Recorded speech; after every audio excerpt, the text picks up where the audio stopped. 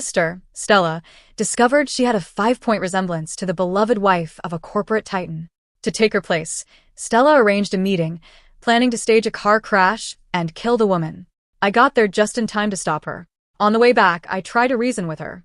Liam Bright built his empire from nothing. He's ruthless, sharp as a whip, and hides a knife behind his smile. He'll see through your little tricks in a heartbeat, and when he does, he'll drag our whole family down with you. Stella nodded, seemingly agreeing with me. But when we got home, she slipped a lethal dose of weed killer into my glass of water. As I lay dying, she whispered in my ear, "You're just jealous. Jealous that I have a face that can marry into a dynasty. You destroyed my dream, so I'm destroying you." When I opened my eyes again, I was back on the day my sister planned to meet the CEO's wife. The deafening crunch of metal on metal ripped through the air, and Stella bolted from her hiding spot. She scrambled to the person lying motionless on the pavement, her voice a theatrical shriek. "Forget the car. Someone call 911 now." With a face of perfectly applied makeup, Stella began performing CPR, not even hesitating to press her mouth to the strangers for rescue breaths. Blood bloomed on her pristine white dress, a macabre flower that would make any onlooker praise her selfless bravery. The ambulance arrived, and with it, the reporters. Stella whirled on the cameras, her face a mask of righteous fury. "Have you no decency? What are you filming at a time like this? A life is on the line." She turned back, her voice thick with urgency as she relayed the CPR details to the paramedics. "Doctor," she pleaded, "you have to save her. She's so beautiful, it would be such a tragedy if she died." The doctor, moved by her passion, reassured her. "We'll do everything we can, miss. Do you know her family?" Stella shook her head, the perfect picture of a concerned stranger. "I'm just a passerby, but I'll go with you. I can cover her medical expenses." The doctor praised her kindness and ushered her onto the ambulance. As Stella turned, she deftly slipped the victim's phone into her own pocket, a movement so swift it was almost invisible. I watched the ambulance speed away, its sirens wailing into the distance. Half an hour later, a sleek, black luxury sedan pulled up to the curb. A man in a sharp gray suit jumped out. I recognized him instantly. Liam Bright's assistant. He surveyed the scene before approaching the police to discuss the incident. I pulled out my phone and sent Stella a text. "Stella, I just saw you on the news. What did you do?" Her reply was instantaneous. "None of your business." A slow smile spread across my face. My sister had read one too many billionaire romance novels, convinced that all-powerful men were idiots. After a chance encounter with Liam Bright, all it took was a single offhand comment, "You look a lot like my wife when she was younger," for her to start dreaming of a life of unimaginable wealth. In my last life, I had pleaded with her, begged her to see reason, and it got me a horrific death. This time, my first priority was to cut myself out of her mess so that when Liam Bright's vengeance came for her, I wouldn't be caught in the blast zone. I was about to head home when my phone rang. It was the hospital's blood bank. A patient was in critical need of a rare blood type, and they were asking if I was available to donate. Both Stella and I had this rare blood type. Our numbers were on file at the regional blood center. Without a second thought, I went. I never imagined the patient in need would be Liam Bright's wife. After donating, I went to the waiting room to recover. Stella was there. She froze when she saw me. "What are you doing here?" "I got a call," I said, settling into a chair. "Someone needed my blood type, so I came." I glanced at her, my voice casual. "What about you? What were you doing at the scene of the accident?" When I'd first heard about her plan, I'd tried everything to stop her, even threatening to report her to the police. She eyed me, wary of my suspicion. "Just a coincidence. I was just passing by." I said, letting the matter drop.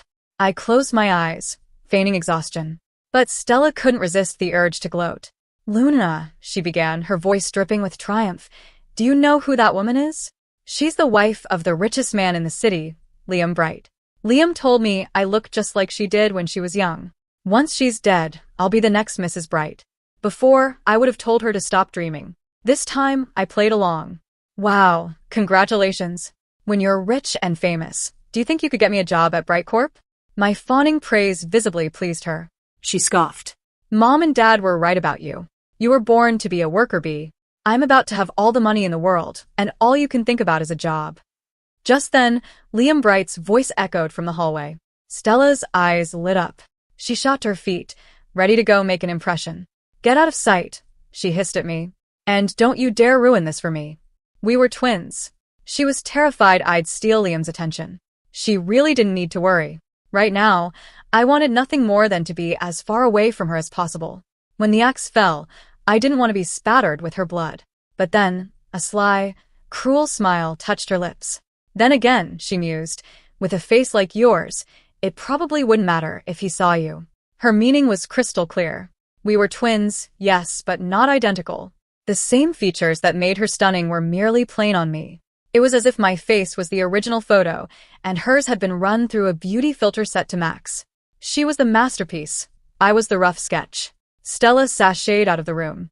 A moment later, I could hear her voice, cooing and consoling Liam, pitched so high and sweet it was almost sickening. The blood donation had left me weak, so I curled up in the chair and drifted off to sleep. When I woke up, the hallway was silent. I checked the time and decided to head home. The elevator was taking forever, so I took the stairs. The moment I pushed open the stairwell door, I heard voices. It was Liam Bright and his assistant. Mr. Bright, we tracked Mrs. Bright's phone. The last signal was here at the hospital, but it's gone now. I froze, not daring to breathe. Thankfully, neither of them noticed me. Liam's voice was ice. Investigate it quietly. Don't involve the police. Sarah would never go to a neighborhood like that. Something's wrong. That girl, Stella, she's suspicious. We start with her. And Mark, Liam added, his voice dropping into a lethal whisper, if I find out who did this to my Sarah, I swear to God, I'll make their entire family pay. A cold shiver snaked down my spine. The rumors were true. Before Liam Bright became a CEO, he was a notorious street fighter who had even done time. Terrified, I scurried home. The sound of my sister and parents laughing greeted me as I walked in. Mom was fussing over Stella, lamenting how much she'd sacrificed, donating blood, paying the hospital bills, and had bought her a pile of iron supplements. Stella waved her off dismissively. You have to spend money to make money. Paying her bills is the only way I can keep in touch with Liam. Dad sighed. You could have just given them the money. Why did you have to donate blood? You have a rare type. It'll take ages for you to recover. And how else was she supposed to die? Stella said with a cunning grin. I did my research. Serafina Bright is severely allergic to mangoes. I ate 3 of them right before I donated. She doesn't stand a chance. The 3 of them launched into a giddy fantasy about their new life of luxury once Stella married into the Bright family. I chose that moment to step out. How could you do something like that? I stared at Stella, my voice trembling with manufactured disbelief. The room fell silent. I grabbed Stella's arm, pretending to pull her toward the door. It's not too late. We can go to the police and confess. Stella shoved me away. Are you insane, Luna? My plan was flawless. That part of town is a dead zone, no security cameras. The car's already been disposed of. As long as you keep your mouth shut, no one will ever suspect a thing. I narrowed my eyes. Do you really think all rich people are as stupid as you are? Why would a woman like Serafina Bright be in a rundown neighborhood like that? No cameras doesn't mean no witnesses. And you even got reporters involved. You're an absolute idiot. Stella faltered for a second. Then her confidence returned. They won't suspect me. Luna, why are you so worked up? Are you just jealous? I'm scared you're going to ruin this entire family. If you don't turn yourself in, I'll call the police myself. The words were barely out of my mouth before a hand tangled violently in my hair. Dad yanked me back and kicked me hard in the leg. The pain sent me crumpling to my knees, but he wasn't finished.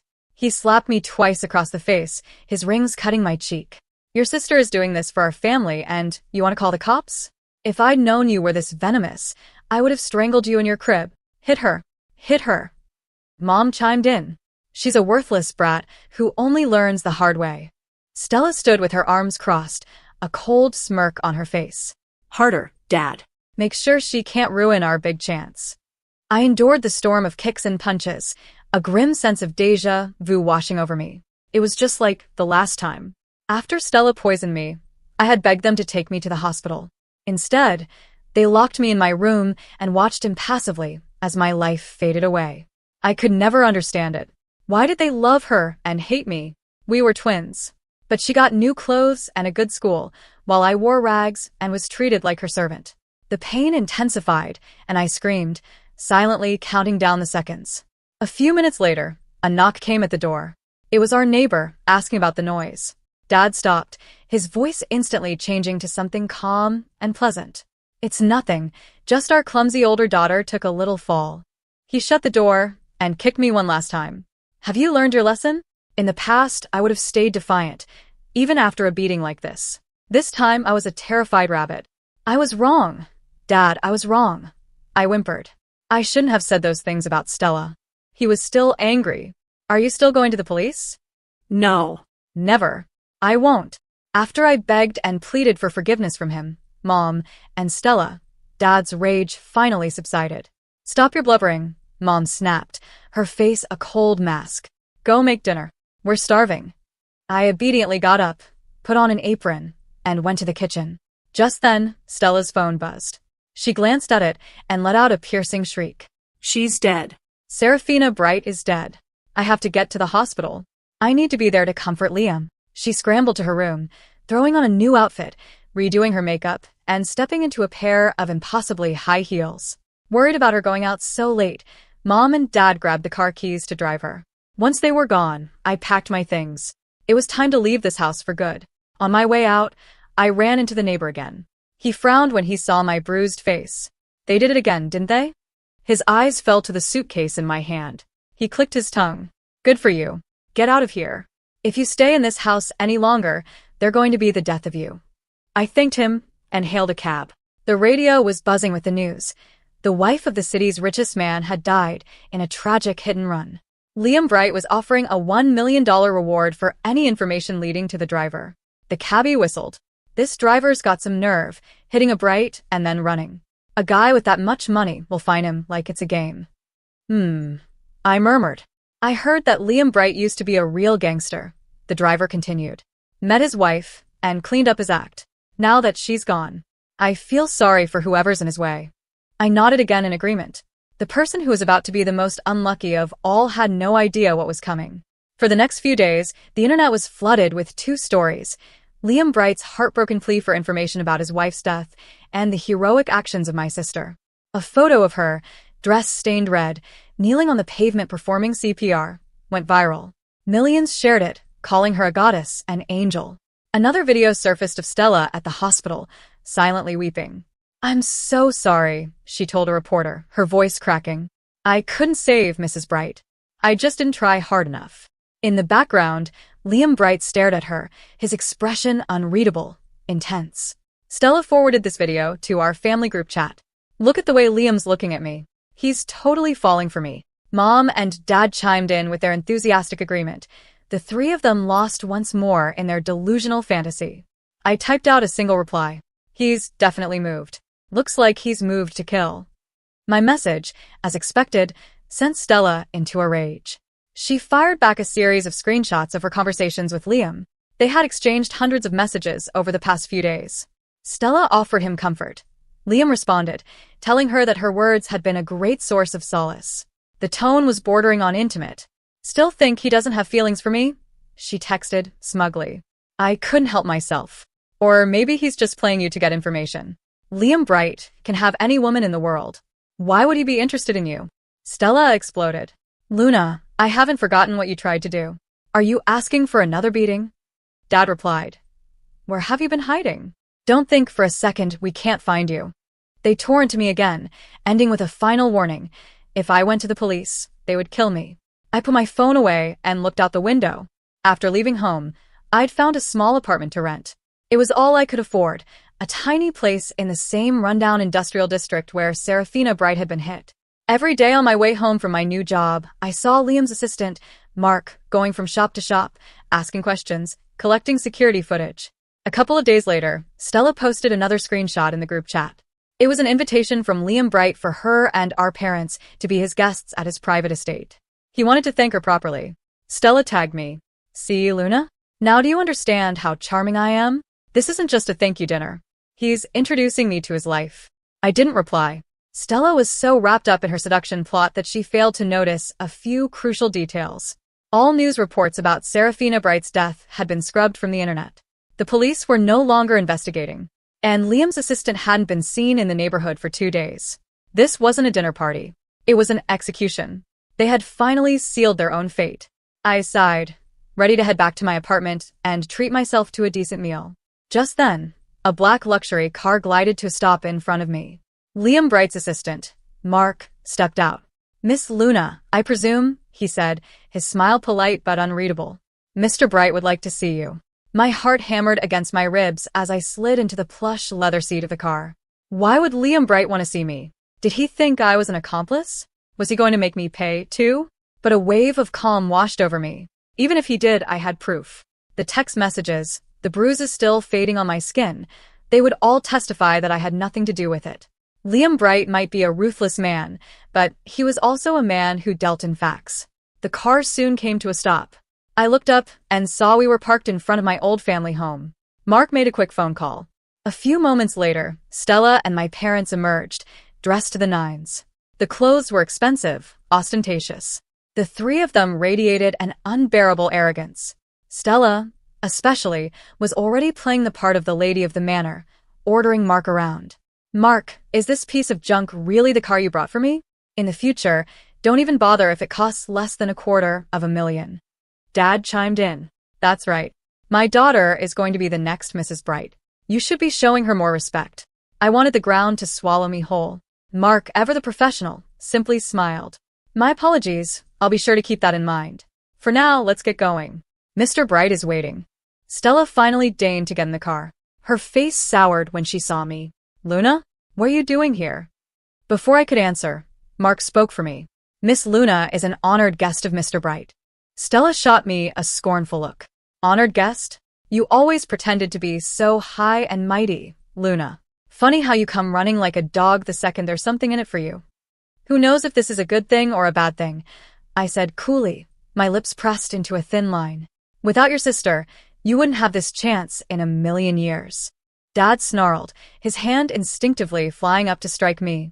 I flinched, bracing for the impact, but this time, Mark's hand shot out and caught his wrist. "Mr. Jensen," he said, the smile completely gone from his face, as I said, "Miss Luna is an honored guest of Mr. Bright."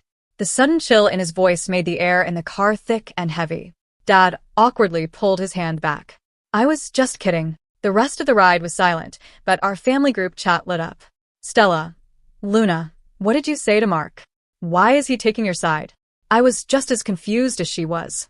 I hadn't done a thing. "Stella, if I find out you've been running your mouth, I'll kill you." Mom and Dad added their own threats, forbidding me from ruining Stella's big break and telling me to find an excuse to leave the moment we arrived. I was not to meet Liam Bright, as if I had a choice in the matter. "Got it," I texted back. That seemed to placate them. The three of them immediately went back to fantasizing about what they would demand from Liam. Dad wanted a new house, a mansion. Mom wanted 4 pounds of solid gold jewelry. And Stella was debating whether to have her wedding abroad or at home, broadcast live for the entire world to see. I just shook my head and looked out the window. We had left the city lights far behind and were now driving through desolate, empty countryside. But the three fools beside me were too lost in their daydreams to notice. The car finally stopped in front of a derelict, abandoned factory. Mark's voice, now laced with a chilling amusement, broke the silence. "We're here.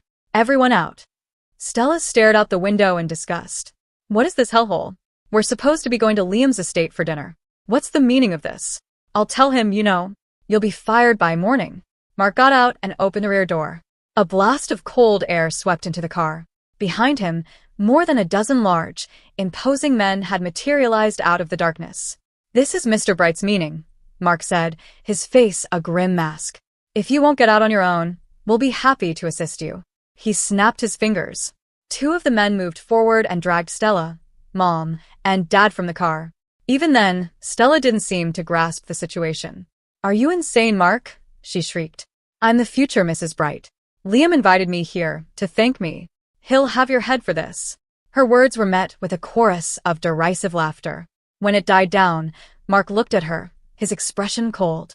"You, Mrs. Bright? Don't flatter yourself. Did you really think he didn't know who was behind his wife's accident?